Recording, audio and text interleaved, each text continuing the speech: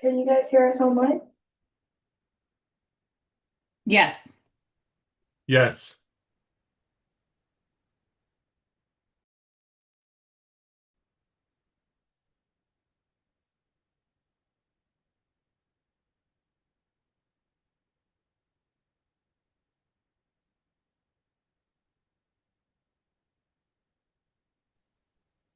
Great, we're streaming live.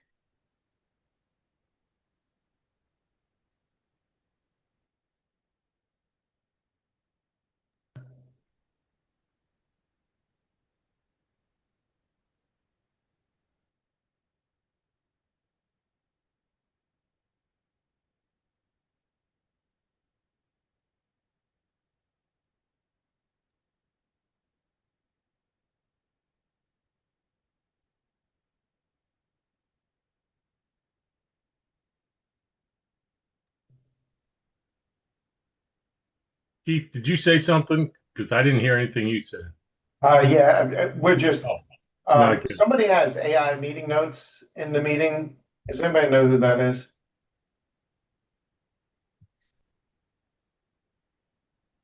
Not me. We're just trying to figure out what that is.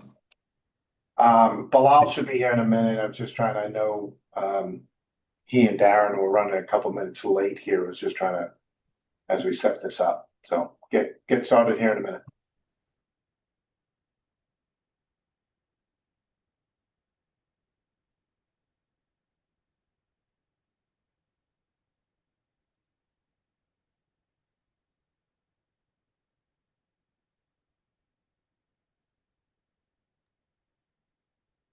Hey, Matt. Yeah. How'd your fall season go? I assume it's pretty much over now. Events wise was fine. We're the recreational side is a whole nother matter. We're every club in the DMV saw between a 5 and 12% reduction in participation in rec. Wow. We've been looking at that and we haven't gotten the numbers, but we were certainly concerned about it. That's your number. We were 8% down. MSI lost almost 1,000 kids for the fall. SAC up in Howard County was at 5. Alexandria, or I'm sorry, SAC was at 8. Slow down. I'm gonna write this down, Matt. Say where were you guys? We were 9% down. We lost 645 kids. MSI is down almost 1,000 kids. SAC up in Howard County is down 8%. Alexandria was down 5%. I can't remember what St. Mary's was, but I think we got hit faster than the rest of the country because of the federal workforce. And then the big one, and I can connect you with Tommy Parks down in Alexandria, but the fear of ICE raids is definitely on people's minds. They had a 63% drop in scholarship applications, and it was almost all their Latino families. Wow. I know Tommy Parks. If you see him, can you tell him to call me, please? Yeah, I'll send him a text. Yeah, please. Thanks, Matt. I really appreciate it. That's a huge, because about a month and a half ago, we weren't quite sure and weren't hearing this, but it was exactly what we feared. And for the two reasons, both the federal situation and economics and, of course, the ICE situation, man. Yeah, it's we kind of had a fear of it in the summer when we were looking at our registrations. I know when I talked to Craig Blackburn up at SAC, he said at the last week of August, which is the last week of the registration, they were at 16% down, and it closed the gap some, but like that, it's hitting all of us pretty hard. We're going to meet in January as a group to try and figure out how to kind of attack this problem. I don't want to take over this meeting. Maybe I'm going out of the country tonight. Maybe I can give you a call when I get back. Yeah, no problem. I'd love to come up and hear what you're thinking, and because from our point of view in Montgomery County recreation sports, it's fundamental and big, and we're about to hit the rec season for basketball. We're already into it, so and we'll see if that makes a difference versus soccer. But so I'll call you, okay, Matt, and we can get together and get. Yeah, that sounds good. Good, thanks, man. Sorry, Keith. Hey, no worries. Appreciated the conversation. It's all relevant. Matt, I will just say that I was at your property on Sunday for the Big East women's soccer final, and so just enjoyed being on the property and everything was great. Looked great up there. So I didn't see you. I was running around all day. I figured you were, so I wasn't going to bother you. But anyway, That's some great press for that too, actually. Yeah. Yeah. That's one of the best fields that they play on all year was what they said. So Well, and I'll let you know a little secret. The Montgomery Banner's a sponsor now, so we got, an easy access for that article. oh nice. Good job, Matt. nice. That's nice sports work. tourism in action. Yeah. So. Well, hey, listen, I appreciate everybody being here. I know we're missing we're missing Rec and trying to see who else we're missing. This right on cue. Jason pops in. That was pretty good, Jason. Perfect timing. So anyway, I want to get started. I appreciate everybody getting together today. We got some updates and some discussion points this morning. I do want to remind everybody that as we go through the discussion today, this is all being recorded and broadcast as part of Open Meetings Act. So just want to say that as we move forward here. The first thing is we did have a meeting with Maryland Stadium Authority, finally reconnected about the study. And so we as a reminder to everybody, as we went into this season, we went in with kind of the plan of studying all types of facilities, indoor, outdoor, and seeing what the best fit was. When we originally went and met with Maryland Stadium Authority, they were kind of saying that's really broad and almost felt like they needed an initial study to say, hey, which direction do you want to go? To which Bilal and I were like, well, we've already been through that. We've had some legwork done and we've had some things going. And so we've been trying to reconnect with the Maryland Stadium Authority. We finally did, based on the task force committing to an indoor facility and studying the practicality and locations of an indoor facility.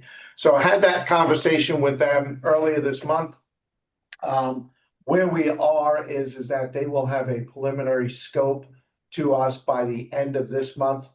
And so in December, the task force will be able to review that. I'll share that with the task force as soon as we get it. And hopefully we can refine that down and have something to kind of finalize as a scope to get back to MSA at the beginning of after our December meeting.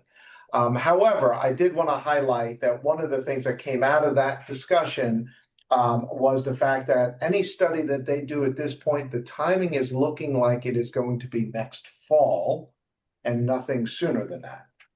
So I did want to make the task force aware of that, as we move forward. And I'll pause there and just see if there's any comments or questions before going on. But that is the update on MSA. Oh, yeah, good. Tommy? Wise? Yes. Why did you show something? No, I just didn't. Nelly told me that something might have been a hiccup at the beginning with the technology, but no. Don't worry about it. We'll get fixed. Good. All right. Sorry, I was in closed session. Any thoughts on that at all? I know our goal was, I guess, the first thing I'll throw out there is that, our goal was to get something in a report back to the council by next summer. And that timeline with MSA is definitely puts us beyond that. So I guess, in my head, and I'll leave it here and open up for any other comments. Otherwise, I'll proceed this way, is that my thought is let's get the scope. Let's see what the scope of work says. Let's see how we can refine that and maybe work with MSA to see if we can kind of streamline that process at all.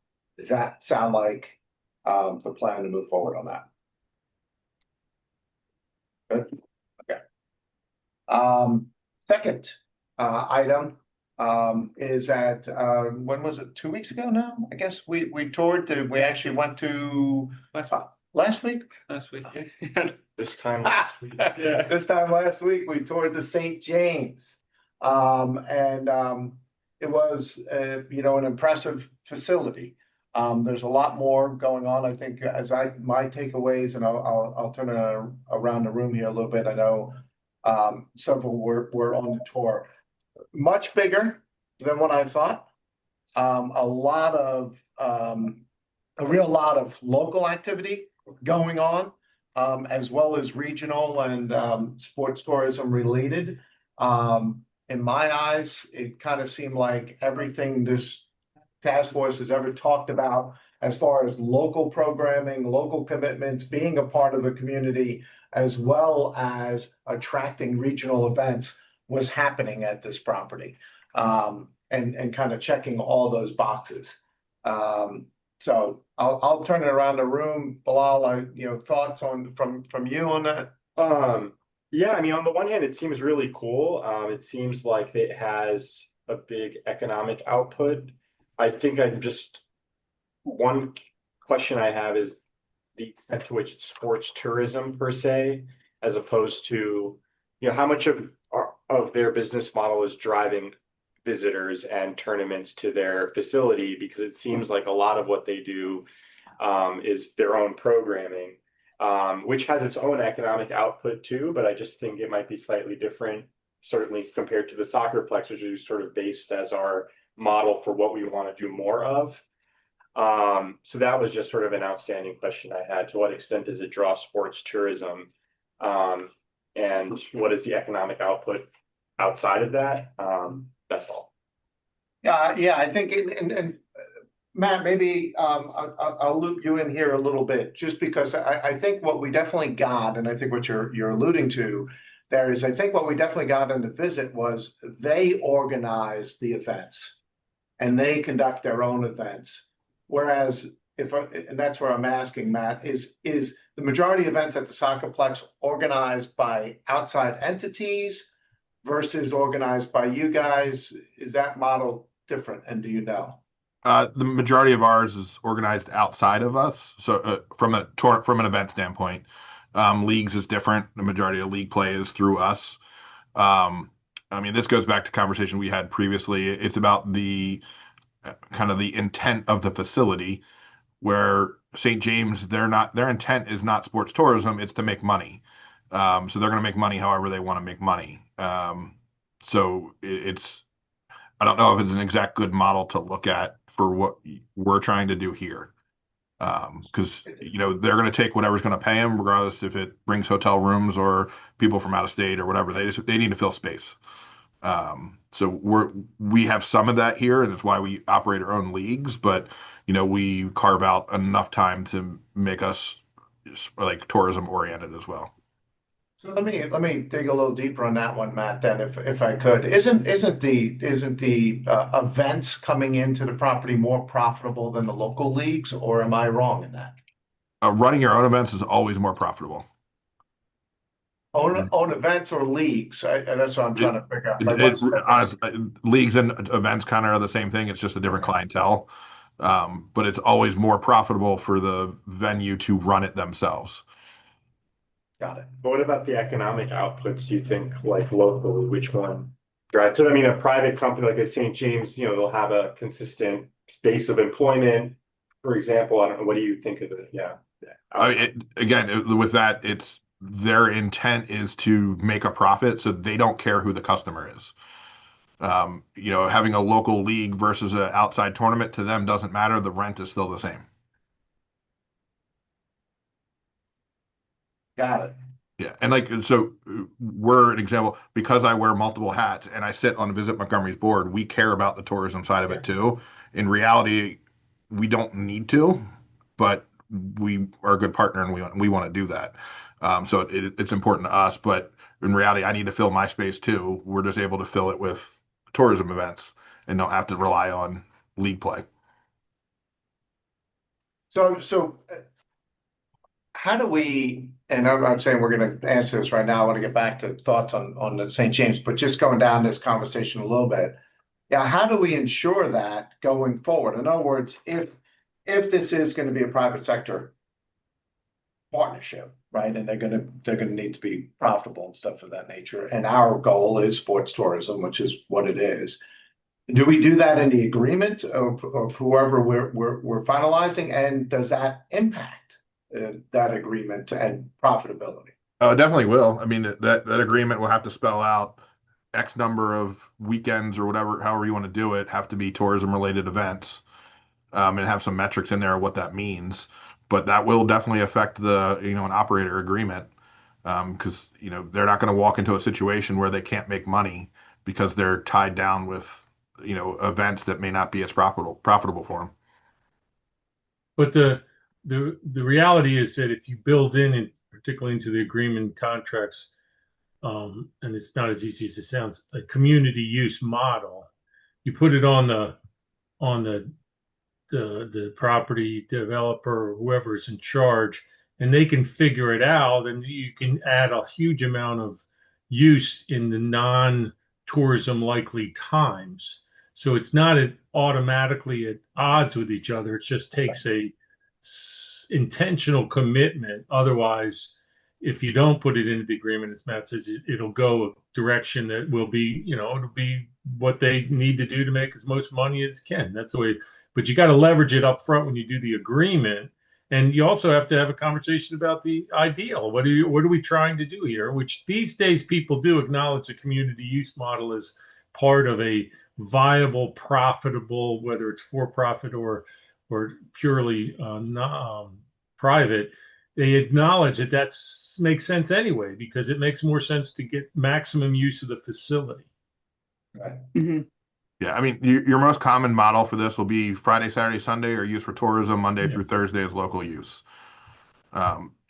Indoors, you can shuffle that a little bit too, because indoors not as popular over the summer because people want to be outside. So you can shuffle that around a little bit, but that's your common type approach to these types of things. That Friday, Saturday, Sunday are for tourism, Monday through Thursday are for teams to practice or play games or whatever it may be for the local community. Because most of your tournaments are not happening Monday through Thursday. So, if I can chime in, I know I'm sitting in for Kelly, but as a parent of children who are in active sports, I have actually been to the St. James almost every weekend in the winter months for lacrosse tournaments. So what I can speak to is from a parent standpoint, a consumer standpoint. My children were part of the Bethesda Lacrosse League, which obviously is a local Montgomery County, or originated organization. And the St. James, as a competitor of BLC, opened up the facility to host all of the winter lacrosse tournaments. And of course, so it was very, very busy. Every weekend there was basketball tournaments, swimming meets, ice hockey tournaments, and lacrosse tournaments happening all at the same time. And so I think, we're looking at the St. James has got an interest in multiple revenue streams with their local membership, their local leagues that they organize, the tournaments, the rental of the facility for the tournaments. Minimal, but they have a cafe, they've got the spa. So there's a lot going on there, but I agree with you. Like, I was there as somebody who was there every weekend. I was there with tournaments happening, and the occasional Thursday, I guess it was Thursday evening for indoor warm-ups. And it's just because they had that facility, especially in the winter time. But to Matt's point, summertime is definitely slower because, they're utilizing their indoor space for those otherwise outdoor sports. Maria, along those lines, and then I think you're hitting exactly on the point that Matt's making is those events, and you were there all those times, and you were calling it tournaments, but were they basically like local people where it was like Bethesda going down to, so you weren't generating hotel stays, you were just driving back and forth for the day. Were the majority of the events going on there, to Matt's point, more regional house leagues, and this is what Bilal is raising as a concern as well, more regional house leagues versus a regional tournament where teams were coming in from New York, and which is what, Visit Montgomery is going to want, and generating hotel stays and the tourism part of it. Right. I mean, I can only speak to the lacrosse piece of it. I can't speak to the other sports that were hosting, that had tournaments happening at the same time, but it was regional in the lacrosse world. So, we had Bethesda, Howard County leagues, and then down to Northern Virginia, Loudoun County. So it was definitely a drive. Now, when I was there, did I, dine in establishments? Sure, because that's what I was doing. But it wasn't, at least in the lacrosse world, to my knowledge, it was not a hotel room night and generator. But I can't, yeah, the other sports I can't That's the speak point. to. That's the point. Yeah, no, I mean, I think I it's think more we of should a, find that out. Yes, we Yeah. will. Yeah. I mean, I just think like, obviously you're talking about sports tourism, so that is a priority, but I think more broadly, if you're thinking about economic development, I wonder if it's worthwhile to ask our consultant to sort of include this question of what is the economic impact of a facility that might prioritize its own programming, but still has some tourism element? And is that more feasible than a different model or whatever? Maybe try to understand like the impact as it relates to permanent jobs, incomes versus, visitation, hotel stays. If they can get to some order of magnitude to help us understand how that, how a St. James model impacts local economy versus if they were to be more tourism related or not. And there's also, I mean, I think an important point, which is the St. James can establish because it has that, daytime Monday to Friday programming that, some other facilities that don't have that may not have. So it'd be interesting. I just wonder if it's worth asking. Yeah, I agree. And I think when we get the proposed scope, I think we're gonna make sure these types of questions are definitely in there and being answered and addressed. Yeah, I don't want to, I'm sorry. real quick, I don't want to oversimplify it, but if we're doing indoor and we're worried about basketball and volleyball, they're your two biggest drivers for it. If you want that to drive hotel rooms, you have to build it big enough that they can have a tournament that can do it. So we have 8 courts. We're on the smaller side. So we're only drawing that regional drive time. If you want to put hotel rooms in, you're looking at 20 courts for And volleyball and probably 15 so for basketball. And to that point, you can look at the big tournament in volleyball they have at downtown in DC, which is they do at the convention center, and they must have 100+ courts there, and that is a national tournament, and is only able to get national because they've got everywhere from 6-year-olds to 18-year-olds jammed into just so many courts. It's hard to imagine. Yeah, the largest lacrosse or volleyball tournament in the world is in the Orlando Convention Center, and they use every ballroom that's in or every exhibit hall in that convention center. It's the largest convention center in the U.S. They have thousands of teams. Yes, that thing is huge. Yeah. It's at least a driver and a three-wheel. Tourism machine. Yeah. Jeff Sullivan, I know you were there. Any thoughts on the facility tour and what kind of your takeaways on it a little bit? Yeah, a couple things. I think Matt kind of alluded to this, the why of the facility and of course for profit, but also I heard from our tour guides who were awesome. Really this speaking to the programming, and they produce a lot of that program themselves, and the focus on sports training. So there are the tournaments that they bring in, but there's also the baseline revenue for the practices, the training, and all the other activities that they're operating. And so I think speaking to the diversity of a facility and the ability for it to operate 7 days a week and provide a diverse range of activities, you definitely see that at the St. James. We spoke about graduations and their focus, at least what I heard, was not those large scale events per se. They do host some of them, but the spectator seating seemed a little limited, but they can bring some temporary seating in when needed in some of those spaces. So some of the things that we've looked at in terms of larger venues to host graduations and some larger events, the St. James did not have that readily available. They can do it in some instances to bring in some limited additional seating. So I think back to what is as part of the study, what is our focus, what is our why? One of the other things with the timeline is recently the Howard County announced an indoor facility that they're going, unless I've seen, I can drop this link as I don't see it. Oh no, they're building and it's fully funded already. Yeah, so it's on, an indoor track facility that can host graduations and other large events. I think there's pickleball and badminton. And so I think for us, the impact of that occurring on the timeline of this study and then the study itself and the impact it would have on us, with Prince George's County already having the sports and learning complex, and then Howard County like, I think all of that needs to be part of a conversation in terms of the tourism aspect.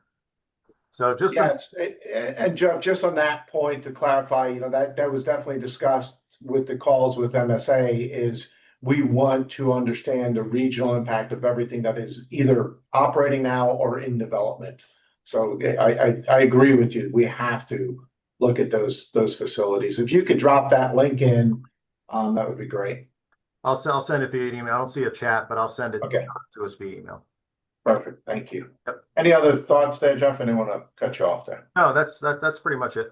Yeah.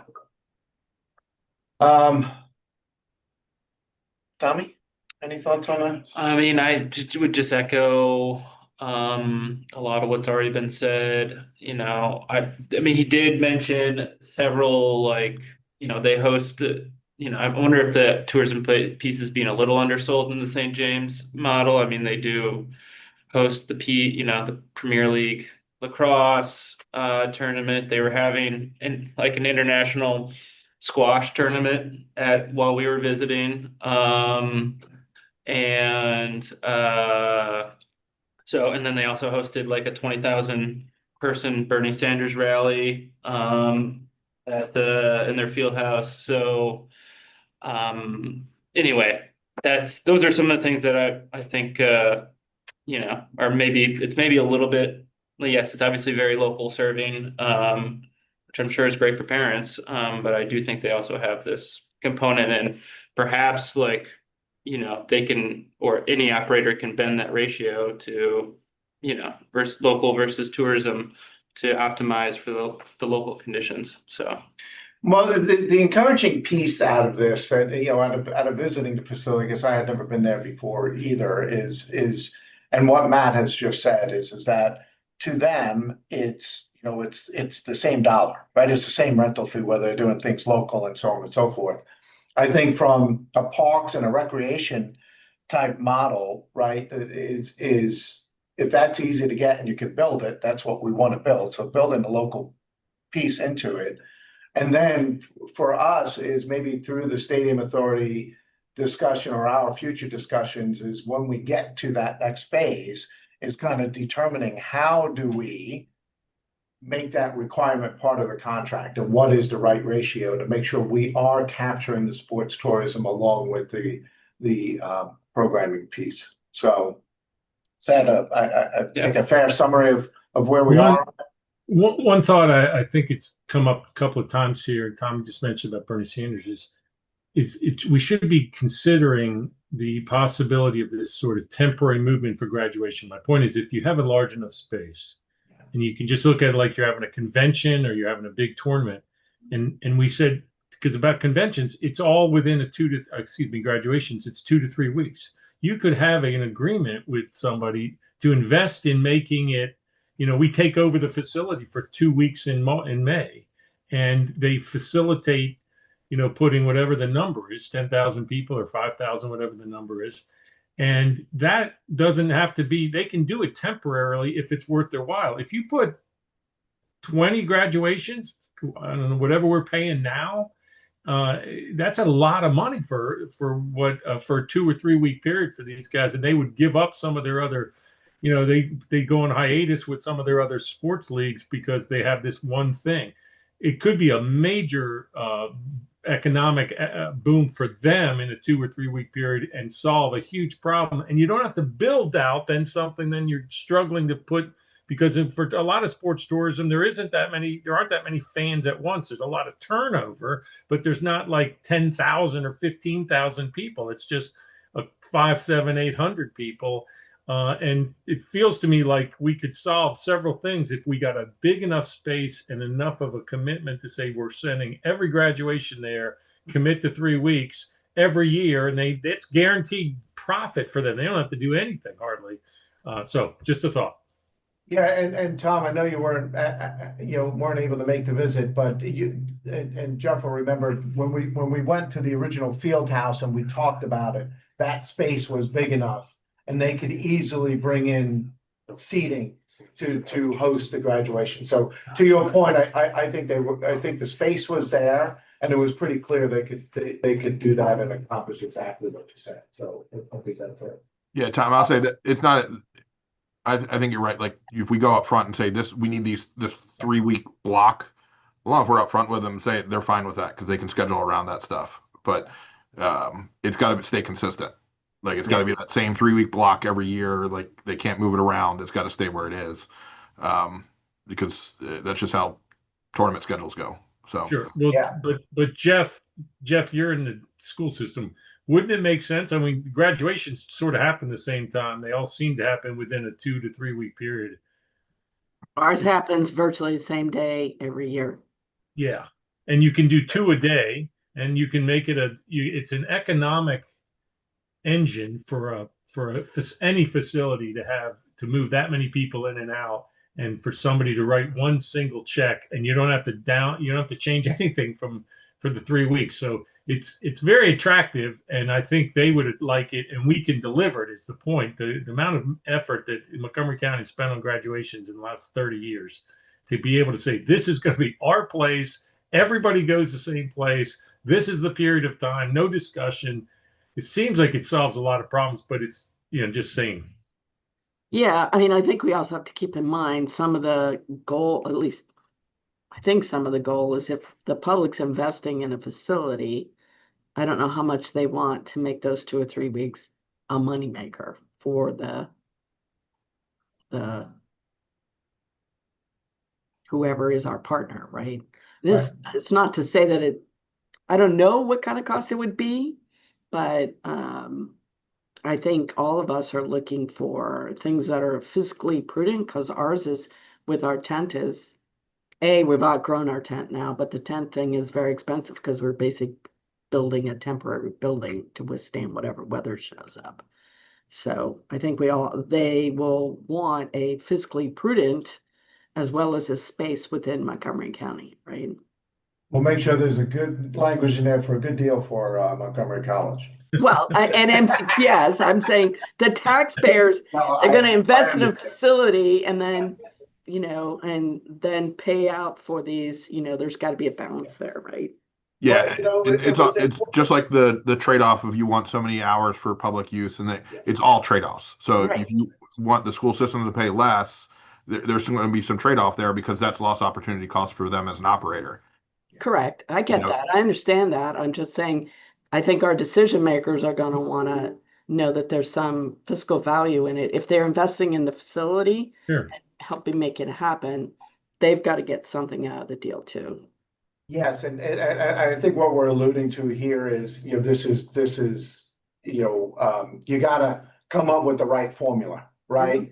Because I've talked to a couple other developers who talk about these type of facilities, and that's the first question I have is, are you building a rec center, or are you building something that is designed to be, a business entity? And so, that is kind of one of the first questions. And I think what we're talking about here is just that right balance, right? Is maybe it's not free, but maybe it's, at a significant reduced cost than what we're currently paying, or something of that nature, but all to be determined as we get through the details. Yeah, I mean, obviously there's an element of like, if there is a public-private partnership, we'll be able to quantify what we're contributing, whether it's through land or supporting the construction of a structured garage or whatever it is. But I do think it's not just the public sort of get like, oh, we got a graduation space into public use. I think we also need to then evaluate like the private use, is the economic output worth the investment? Because again, if we just zoom out a little bit, think about economic development generally, we're not even necessarily doing a lot of land deals and putting a lot of investment to attract, say, advanced manufacturing or life sciences. We don't do that either, right? So I think we have to account for the sort of pound per pound investment that we're making and make sure that we're articulating that accurately. And that's why I'm like the St. James, it's like, what is their economic output like if they didn't attract a ton of visitation? Because maybe that's still a worthwhile, job generator and get for the county for the investment that we're making. So. Yeah, well, I also agree, and I think again, I think we're kind of circling around this, and is kind of how that deal is structured. Because you're right, how much public investment is really going in here? Is there going to be any? Is it a private entity just coming in and building this thing? And what is, what is the play on that, and what percentage of that, right? I mean, if we're giving 10%, I mean, what do we get for that 10% versus 50, so on, however that model's developed. So Matt, I just wanted to go back to something you said. And I just kind of wanted to talk about this for a second. And you highlighted the point that during the summer, people aren't really going to these indoor facilities and not using. How viable is I mean, we saw the St. James, it seems to be successful down there. How viable is the indoor facility in this marketplace, considering that, the majority April through October, it's people want to be outside. Well, I mean, we're busy through July on the weekends. In the indoor. Yeah, we pull our turf up the last weekend or last Thursday of February, and we start with hard courts that following weekend, and we will have basketball or volleyball every weekend from the first weekend of March until the last weekend of July. Okay. And August is kind of the dead period for almost all sports. We may have like a couple one-off things, but it's just kind of whenever people vacations and things like that, it's just not a lot happening. But your weekends will be full. Your Monday through Thursday will not. Gotcha. But okay, so thank you for that. So it is economically viable. I mean, it looks that way. I just wanted to make sure. Facilities like us, we're kind of the opposite of what hotels are. Hotels Monday through Friday pays the bills, and Saturday, Sunday is profit. Friday, Saturday, Sunday pays our bills. Monday through Thursday is our profit. Profit. Yeah, got it. So along these lines, just throw this out there is we as a task force have got to, we talked about a lot of questions and a lot of, outlining this stuff. We as a task force has got to kind of set that up, right? We've got to have a little deeper conversation about the programming and what we want out of this facility. As Jeff said, the why of the facility. I know we've talked about it, but we haven't gotten into that heavy conversation. When does that happen? Is it after we outline the scope with MSA? Is it maybe a little bit during that discussion? Because I want to make sure those are going to be some pretty lengthy conversations and need some real input. I just want to make sure we're tackling them at the right time. Well, thoughts on that? My thoughts are, until you figure out how you're paying for it, you're jumping the shark. Because if the county's not putting any money in it, you have no say in what the programming is. Correct. I was also going to ask about the business model here, because there's already been some allusion to, wanting to reserve graduation time, and whether or not the county would be do that, basically because of the amount of money the county would be putting in. But I'm not sure we've gotten that far in figuring out what the expectation for county investment versus private investment on the capital side of this is. So have there been conversations? Like, has this committee come to some sort of sense of where we might land on that, or is that all TBD? Because I think that also, as Matt said, it determines our leverage to input on programming, but it also is kind of a fundamental question of what we think we're going to be proposing here. Yeah, we're not there yet, Darren, and I think we're getting closer, because I think to the initial part was trying to determine what type of facility, right? And we've come around to saying we need the indoor facility, and that's what we've got to study. So that's what we're moving on to next. And that's where I think, that I think what we're talking about now, and kind of a question I'm putting out there is, now that we understand that, do we wait for the full study to come back on the type of facility, or are we having this discussion now as to, what is that model look like? Is the county, I mean, I'm trying to think back to the formulation of the task force at all. Was there ever anything said from econ and the two committees in regards to funding, or they're looking for that proposal from us? Well, I think this is where I think it gets complicated because on the one hand, like, no, we didn't get that instruction certainly. Okay. And I think it was a study will sort of tell us what our level of investment could and should be. Okay. And we'll use that to figure it out. But I also think we have somewhat of an open-ended, instruction here too, which if the St. James, for example, like we met with them because presumably they have some tangible interest in being here. I think they even alluded to studying on their own end the viability of coming to the county. So I think there's a question of like, well, can we as a task force help convene that process with St. James where we do our own study on our facility needs and maybe they're telling us what their proposal would be and what they would need from the county. And then we can kind of use that as a way to evaluate what we were learning from MSA also.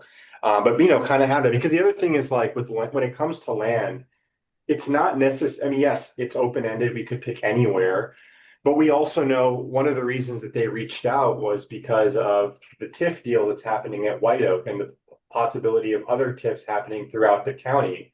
Well, those are become very real opportunities for us to think about directly and tangibly if that's happening elsewhere, right? So I'm just wondering, what is our role to sort of start thinking about being more specific, because we have an understanding of what's happening countywide, So let me transition this, and thank you for the tee up there.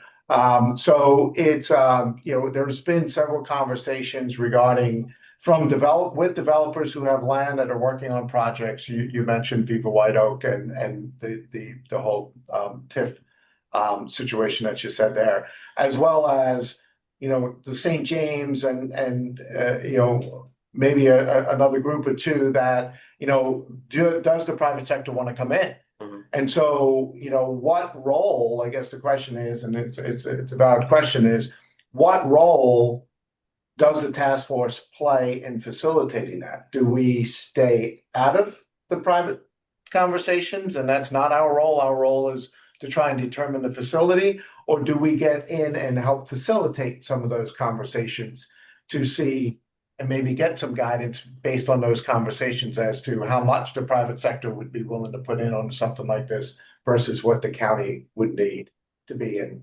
So I'll throw that out there if that makes sense to anybody. Remind me, does the St. James have any operations in Montgomery County right now? They have a smaller facility, basically like It's a gym. A gym, yeah, it's a gym facility. That's all they have in Montgomery County. Friendship Heights. Yeah. Great, okay, thanks.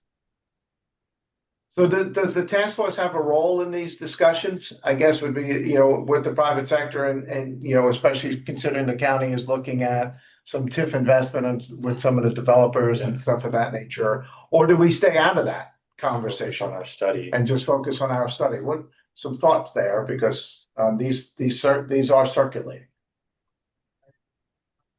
Sure, I'll go. I feel like I'm the only one talking, but I don't think we need to tell the county what to do, but I think we can tee up what the paths are. You have the county pays for it all and gets control of everything. Mm-hmm. We partner with a private developer through a TIF and we get some say, but not all say. Or the private developer does everything and we get no say whatsoever. But I think besides the TIF, the other thing you might want to look at is a TID, a tourism improvement district, where you tack on like a 1% sale or room tax to hotels in that area, and that money goes to pay for the facility. That's a pretty common use for things like this. Yeah.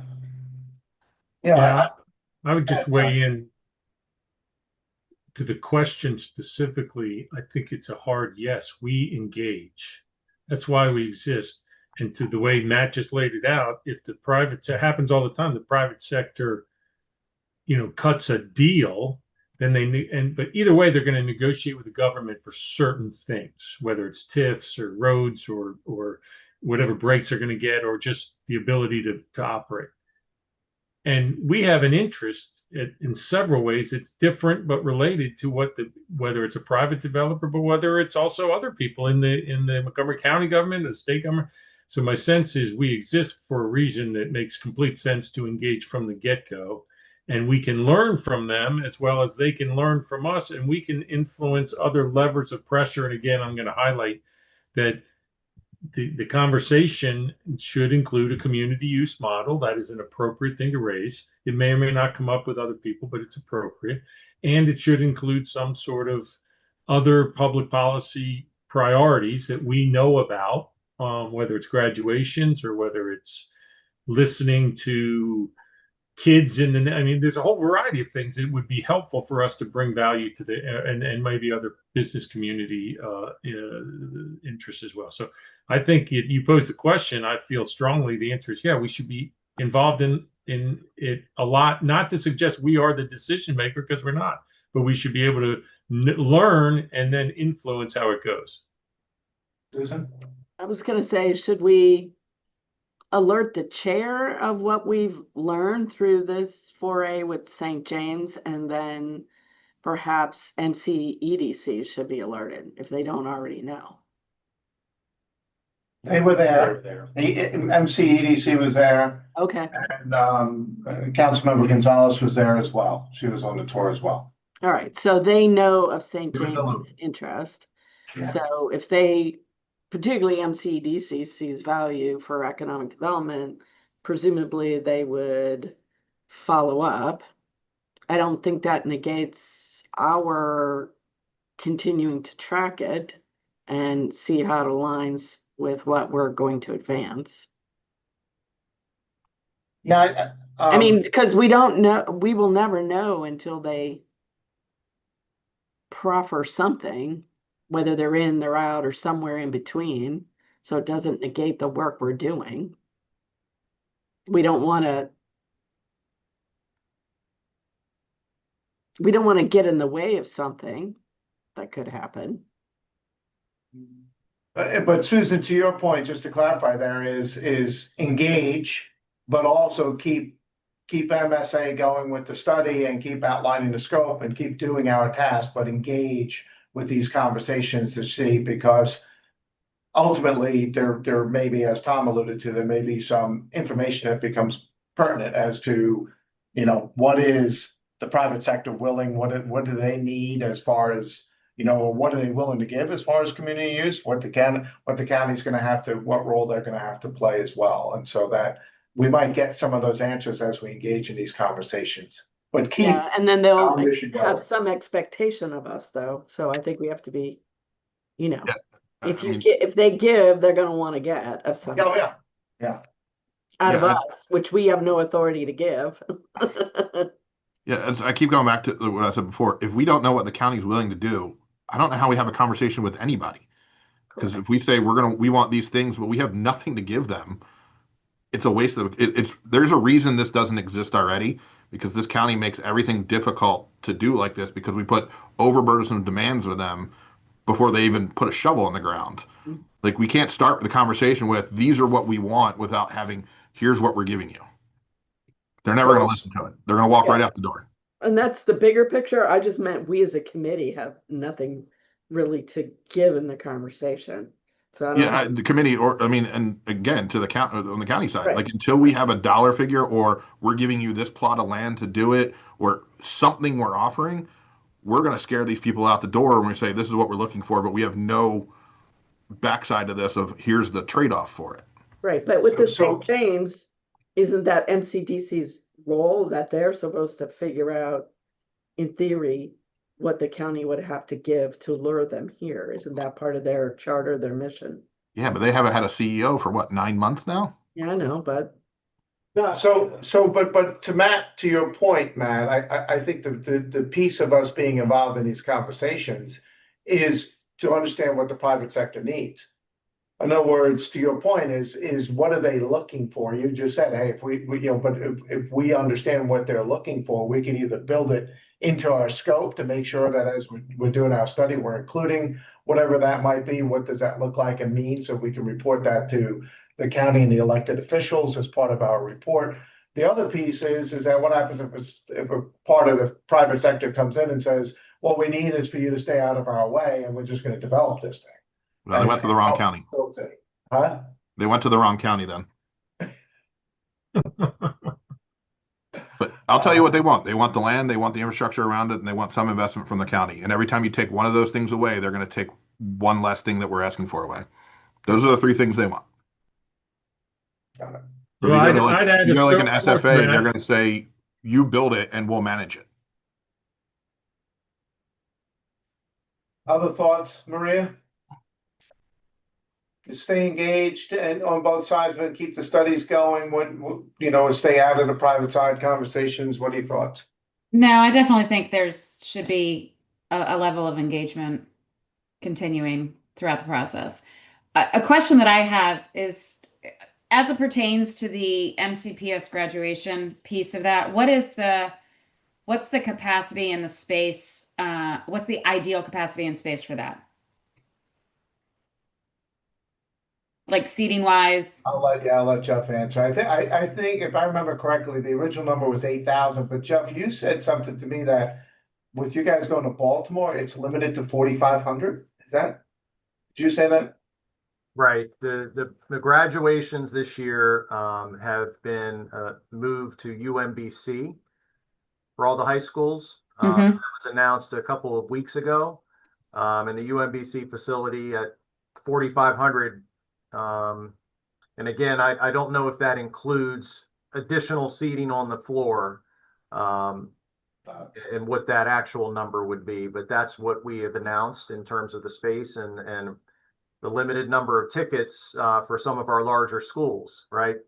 Right. Blair versus a Poolsville, right? There's a different size of a graduating class and the number of people coming, which, historically has driven schools to other facilities like the University of Maryland College Park, right?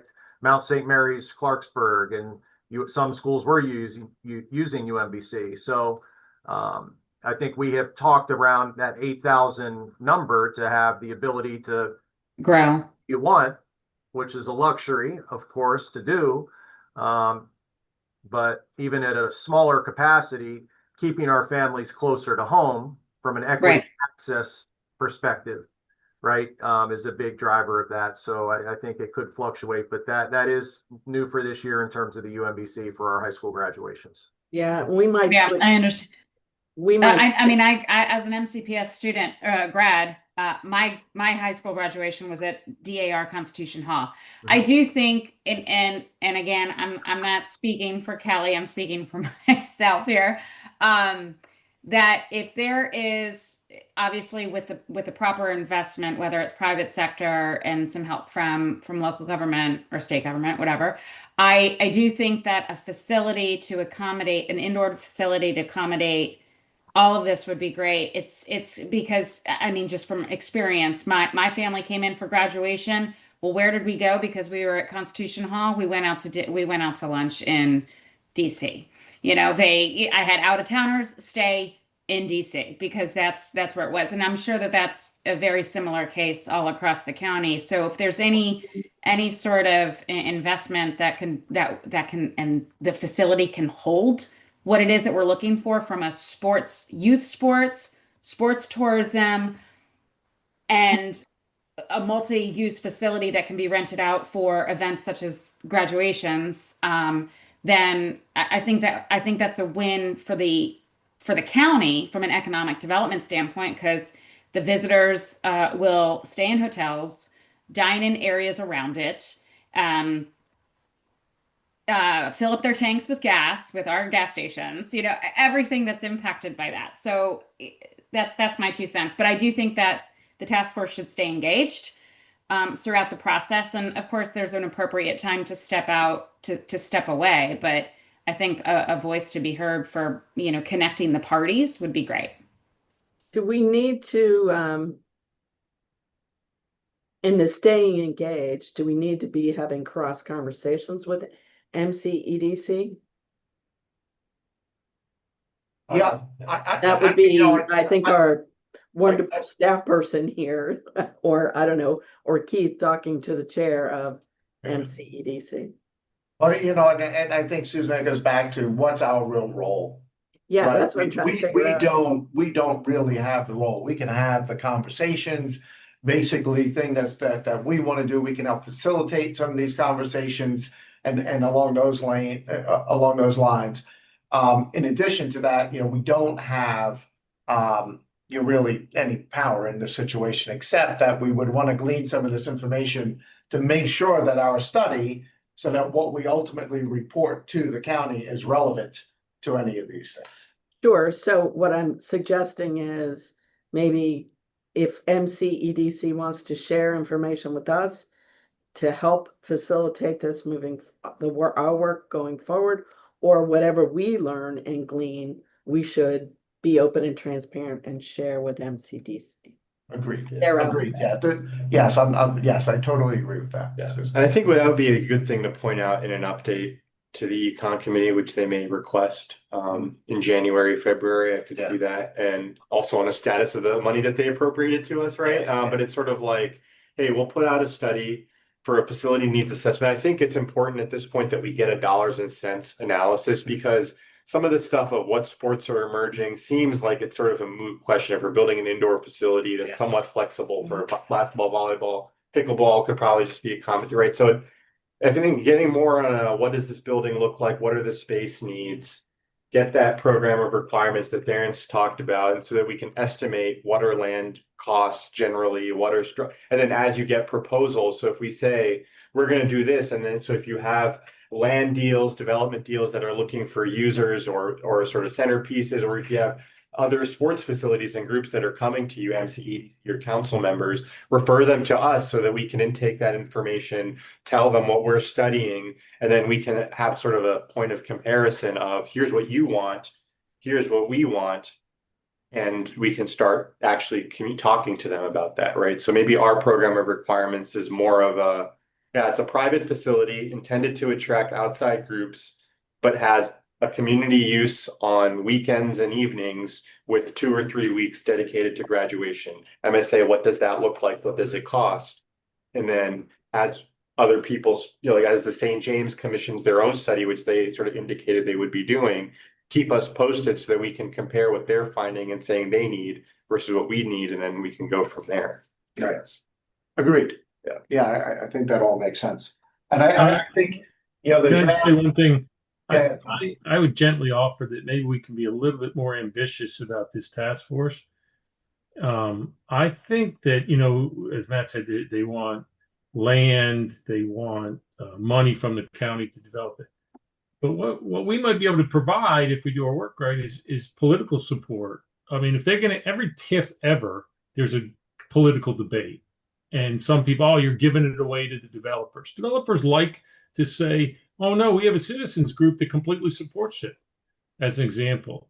You go to a bank and say, no, this is not just a business deal. We have the community support. We represent that. So my sense is that we can be ambitious about what we want and drive some of that to it, because people are going to want our support if they're looking at whether multiple developers are competing for certain priorities, or if they have a political challenge to get things across the finish line at the end. They're going to be thinking about how to build their base of support writ large to get it done, especially when you're talking about land development, and inevitably there has to be a government intervention to support it.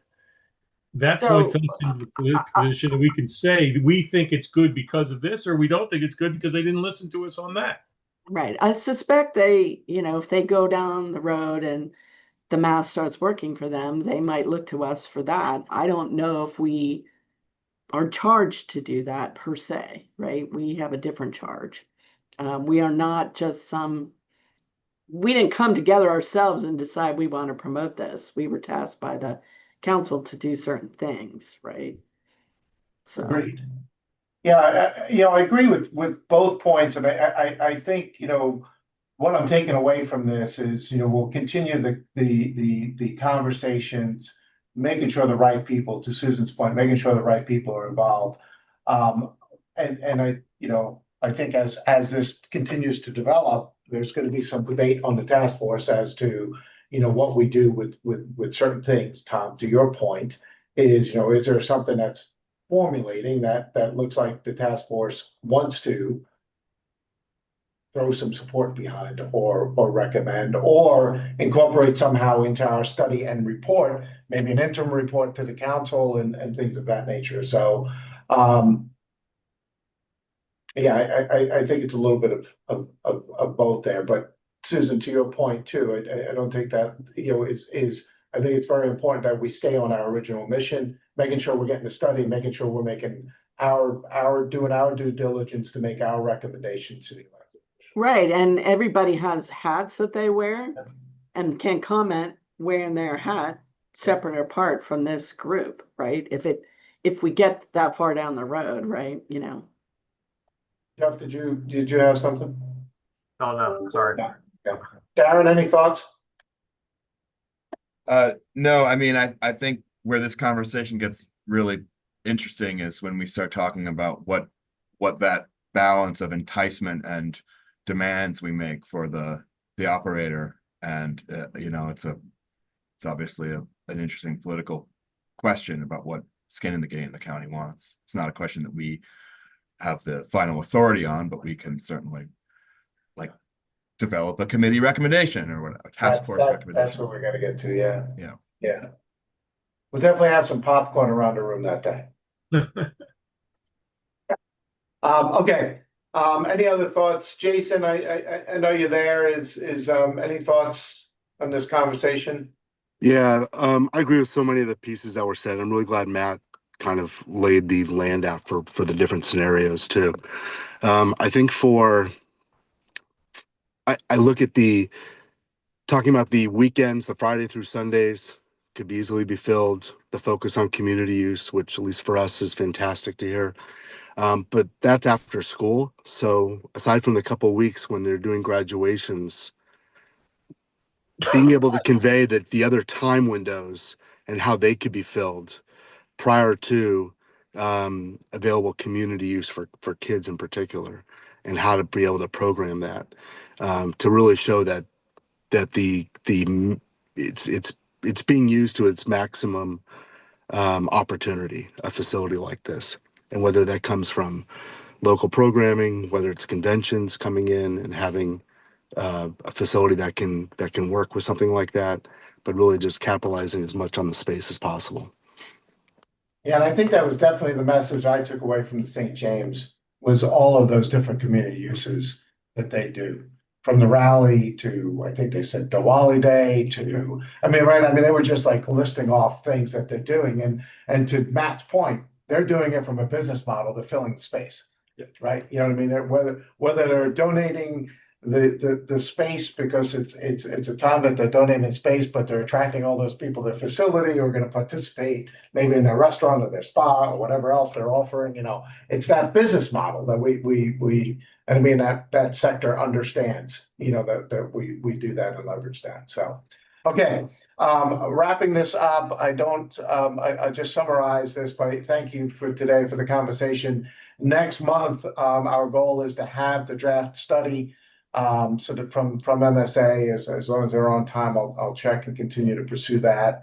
And this way, that'll be a good discussion because we need to get that wrapped up. So I'll share that as soon as we got it, and hopefully everybody can review it and we can make sure that the right scope is being put together there. And we'll depend on everybody's feedback next month.